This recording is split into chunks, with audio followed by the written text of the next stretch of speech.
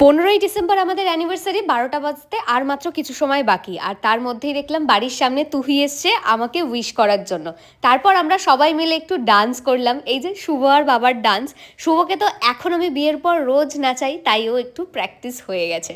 তারপর দেখলাম কাকু যা ডান্স দিল, আমি এটা ফুটেজ তোমাদের সাথে শেয়ার করব। এখন যেহেতু আমি ভয়েস ওভার করছি, তাই আমি তোমাদের সাথে আর ফুটেজটা শেয়ার করতে পারলাম না। তারপর রাত্রিবেলায় ডিনার করতে বসলাম।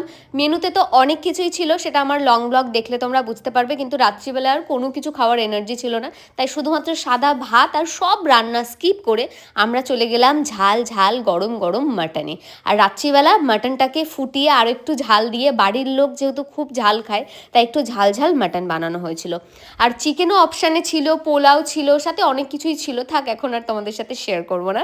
তো চলো এবার ডিনারটা আগে করে নিই। ডিনার করে এখনও কিন্তু আমাদের অ্যানিভার্সারিটা শেষ হয়নি।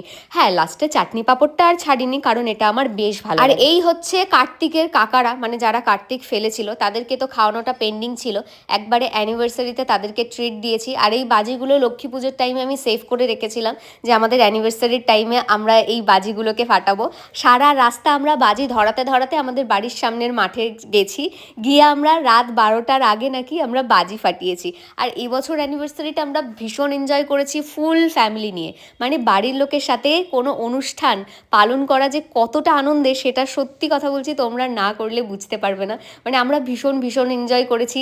ইভেন আমরা রাত 12টার সময় আবার মালা বদল করেছি, সেটা তোমরা হয়তো অলরেডি আমার মিনি ব্লগে দেখে নিয়েছো। সো তোমাদের ভিডিওটা কেমন লাগলো অবশ্যই আমাকে কমেন্ট সেকশনে জানিও। ভিডিওটা ভালো লাগলে লাইক কমেন্ট শেয়ার করে দিও। Thank you so much, by.